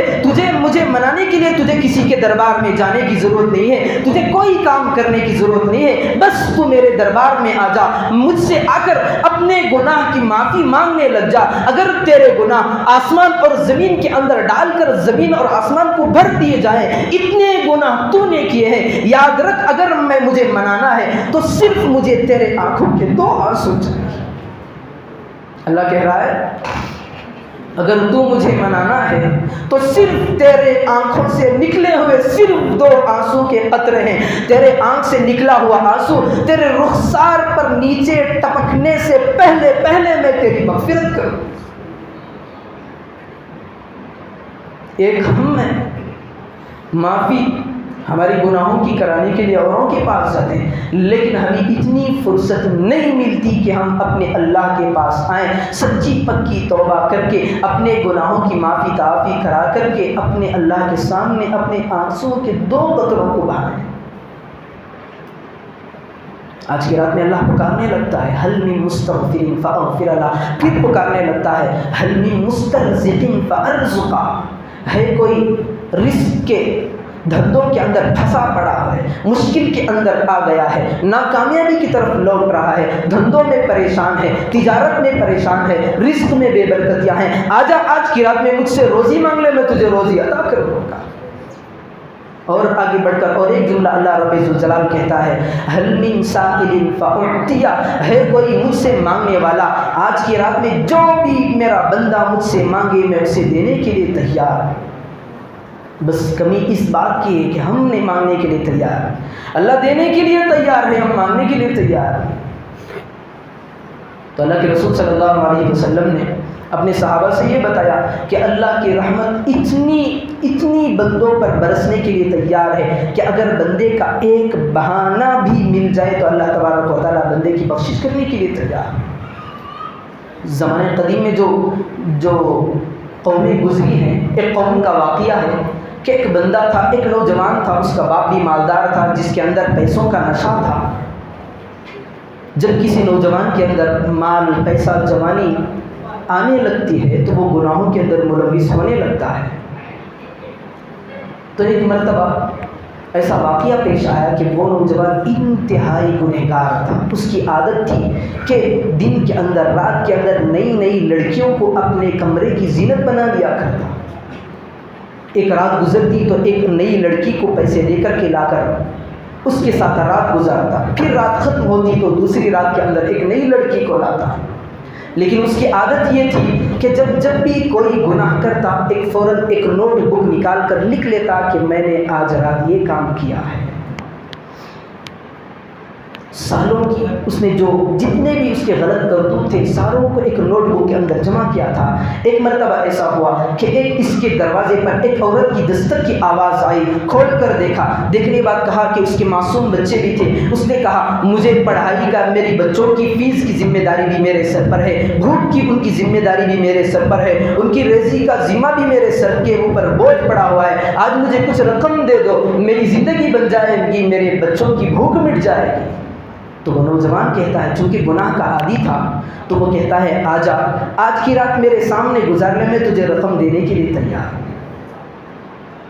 جو عورت آ کر اس کے گھر کا دستک دی تھی وہ انتہائی غیرت والی عورت تھی۔ اس نے کہا، بے تحاشا رونے لگی، رو رو کر کے اس کا برا حال ہو گیا۔ کہنے لگی کہ میں فاحشہ عورت نہیں ہوں، میں بازاری عورت نہیں ہوں، میں بکاؤ میں آ کر کسی کی زینت بننے والی عورت نہیں ہوں، لیکن مجھے تیرے گھر کے دروازے پر دستک دینے کے لیے مجھے اس بات نے مجبور کیا ہے کہ میرے بچے بھوک سے تڑپ رہے ہیں، میرے پر کھانے کے لیے کوئی انتظام نہیں۔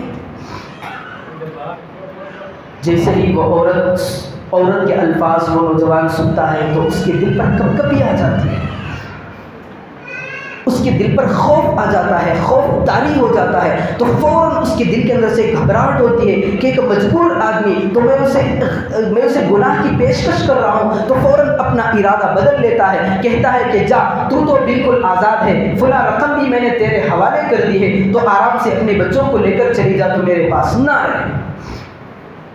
پھر وہ نوجوان آتا ہے، آ کر اپنی امی جان سے کہتا ہے، ماں میں نے جتنے بھی گناہ کیے ہیں ان گناہوں کو میں نے نوٹ کر لیا ہے۔ ماں کہتی ہے کہ آج کا قصہ کیا ہوا؟ تو سارا قصہ سناتا ہے کہ ایک عورت آئی تھی، مجبور تھی، میں نے اس کو ویسے ہی واپس کر دیا پیسے دے کر۔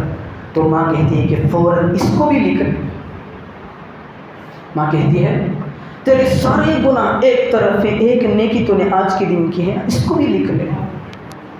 کتاب کھولتا ہے، نوٹ بک اٹھاتا ہے، دیکھتا ہے، ماں سے کہتا ہے کہ اے میری اماں جان، اس کے اندر کوئی ایسی جگہ ہی بچی نہیں جہاں پر میرے گناہ نہ ہو، لکھنے کے لیے جگہ کافی نہیں ہے،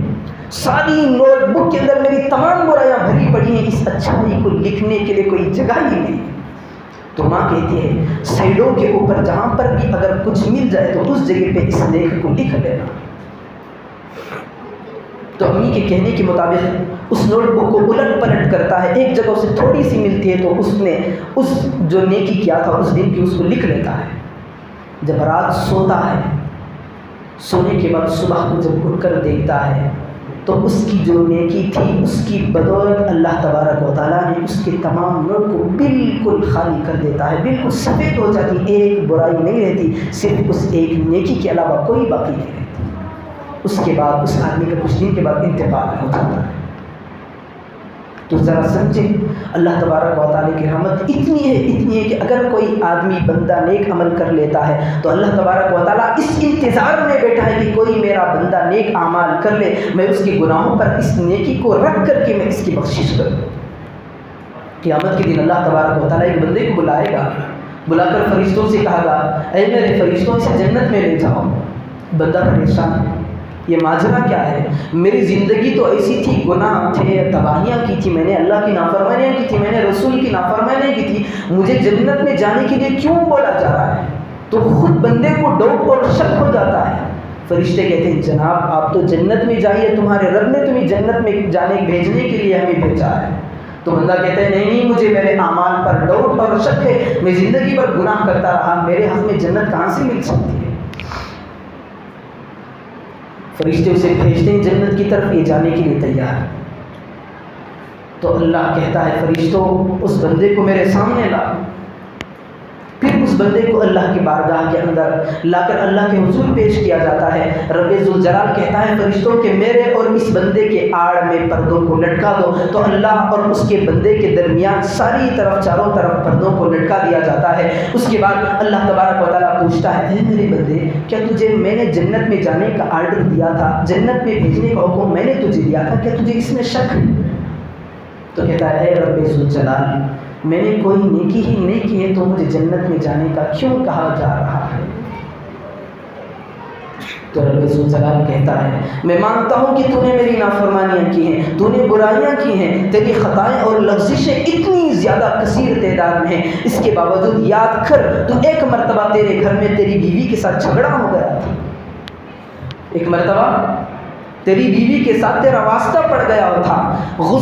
بیوی کی غلطی تھی، بیوی کی غلطی پر تو نے ڈانٹنے کے بجائے سوچا چلو کب تک میں اس پر ڈانٹتا رہوں، یہ بھی تو اللہ کی بندی ہے، کب تک میں اس کو ڈانٹتا رہوں، غلطی بیوی کی ہے، شوہر کے دل میں یہ بات آئی غلطی اس کی ہے، لیکن میں کب تک اس کو ڈانٹتا رہوں گا؟ تو رب ذوالجلال نے جیسے ہی وقت اس بندے نے ارادہ کر لیا تو رب ذوالجلال نے آسمان پر یہ فیصلہ کر دیا کہ اس نے میری بندی کو معاف کر دیا ہے، میں اس بندے کو معاف کر دیتا ہوں۔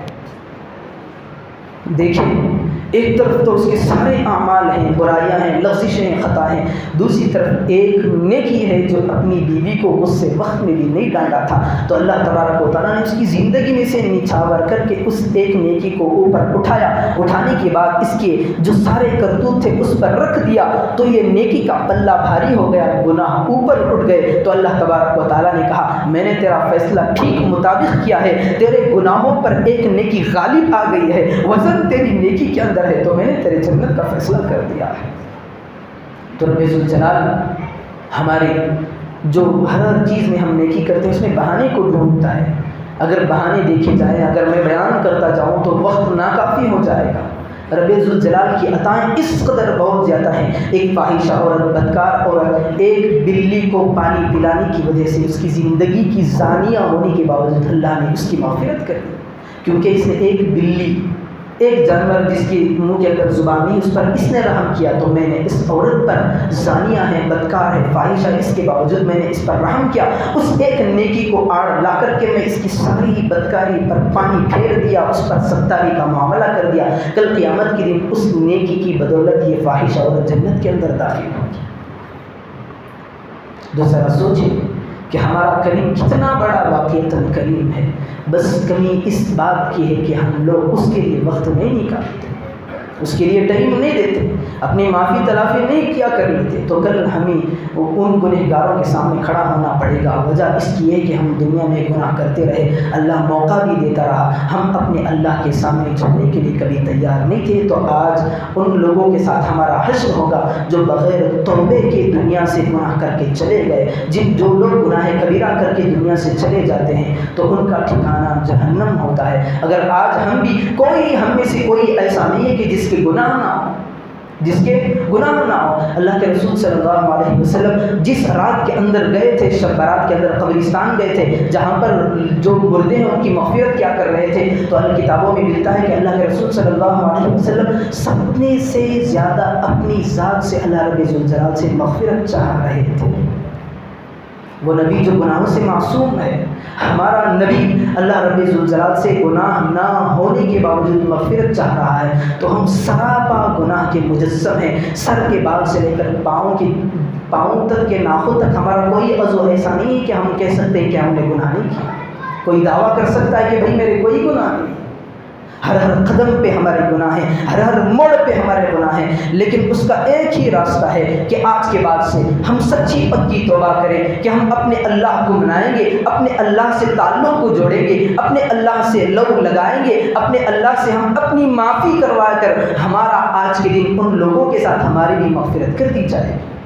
تو اللہ تبارک و تعالیٰ سے دعا فرمائیں کہ اللہ تبارک و تعالیٰ جس طرح تمام مومنین کو آج کی رات میں بخشش فرماتا ہے، اللہ تبارک و تعالیٰ جس طرح تمام لوگوں کی مغفرت کرتا ہے، اسی طرح اللہ تبارک و تعالیٰ ہم تمام لوگوں کی مغفرت فرمائے، ساری امت کی مغفرت کے فیصلے فرمائے، اور جن لوگوں کے بارے میں اللہ کے رسول صلی اللہ علیہ وسلم نے وعیدیں سنائی ہے کہ ان لوگوں کی مغفرت نہیں ہوتی، اللہ تبارک و تعالیٰ ہمارا شمار ان لوگوں میں نہ فرمائے بلکہ اللہ تبارک و تعالی ہم تمام کی ساری امت مسلمہ کی جتنے اللہ کے نبی کی امتی ہیں ہر ایک فرد کی اللہ تبارک و تعالی مغفرت فرمائے، سنی ہوئی باتوں پر عمل کی توفیق عطا فرمائے، آمین۔ وآخر دعوانا ان الحمد للہ رب العالمین۔ انشاءاللہ اب ایک مختصر سی ایک نظم ہوگی، اس کے بعد انشاءاللہ دعا ہو جائے گی، فوراً مجلس برخاست ہو جائے گی۔ یہ ضروری کہ ہم ساری رات کو صبح تک جگاتے رہیں۔ ایک مسئلہ اور تھا، آج کی رات میں ہمارے یہاں مشہور یہ ہے کہ چونکہ 15 نصف کی شعبان ہے، شب برات کی رات ہے، اگلے دن روزہ رکھنا ہے، تو ایک بات یاد رکھیں، شب برات ہو یا شعبان کے تعلق سے جس قدر احادیث ہیں تھوڑی کمزور احادیث ہیں، جو کل کے دن جو روزہ رکھا جاتا ہے وہ زیادہ فضیلت والا روزہ نہیں ہے، بلکہ زیادہ سے زیادہ مستحب ہے، چونکہ ہمیں ماننا ان باتوں کو ہے جو قطعی ثبوت ہوتے ہیں، یعنی اللہ کے رسول صلی اللہ علیہ وسلم نے یا تو رب ذوالجلال نے کلام میں کہا ہے یا تو اللہ کے رسول صلی اللہ علیہ وسلم کی صحیح حدیث موجود ہے، تو اسے قطعی ثبوت کہتے ہیں، یعنی قطعی ہے، ان کا ماننا لازم اور ضروری ہو جاتا ہے۔ اگر احادیث ضعیف ہیں، کمزور ہیں، تو اس وقت ان پر عمل ویسا نہیں ہوگا جس طرح واجب اور فرض پہ عمل کیا جاتا ہے۔ تو جو شعبان کا نصف شعبان ہے، کل کا آنے والا یعنی کل بروز ہفتہ آنے والا ہے، کل کا روزہ مشہور ہے، تو اس سلسلے میں بھی احادیث انتہائی کمزور ہیں۔ اگر آدمی بشاشت سے رکھنا چاہے تو رکھ سکتا ہے، ورنہ اگر نہ رکھے تو کوئی پکڑ نہیں ہے، نہ رکھے تو کوئی وعید کی بات نہیں ہے، نہ رکھے تو کوئی ذمہ داری نہیں ہے۔ اگر رکھنا چاہے تو مستحب نفل کی نیت سے، ضروری تو نہیں ہے۔ جس طرح ہم بیٹھے بیٹھے اگر 2 رکعت نفل نماز پڑھ لیں تو کوئی پوچھنے والا نہیں ہے، اللہ کے پاس پکڑ بھی نہیں ہے نفل کی، نفل تو ہماری ذمہ داری، ہم پڑھیں یا نہ پڑھیں ہم اس کے ذمہ دار ہیں۔ اسی طرح جو آئندہ آنے والا کل کا روزہ ہے اسے اگر ہم رکھنا چاہیں تو رکھ سکتے ہیں، اگر نہ رکھنا چاہیں تو کوئی بات نہیں، لیکن اگر رکھنا چاہیں تو فرض اور ضروری سمجھ کر یہ نہ سوچے کہ کل رات عید ہوئی ہے یا عید کا روزہ ہے، یہ بات بالکل غلط ہے۔ اگر رکھنا چاہیں تو مستحب کی نیت سے رکھیں، ورنہ نہ رکھیں، کوئی بات نہیں ہے۔ لہٰذا ایک مختصر سی نظم ہوگی، انشاءاللہ اس کے بعد دعا ہوگی، پھر مجلس برخاست ہوگی۔ اس کے بعد جتنے بھی اگر اللہ تبارک و تعالیٰ نے توفیق دی ہے تو مسجد میں ہو یا گھروں میں ہو، جا کر انفرادی عبادتوں میں لگ جائیں، اپنے اللہ سے رو لگائیں، اپنے اللہ سے تعلق قائم کریں۔ اب اس نظم کو پڑھنے کے لیے میں ہمارے رفیق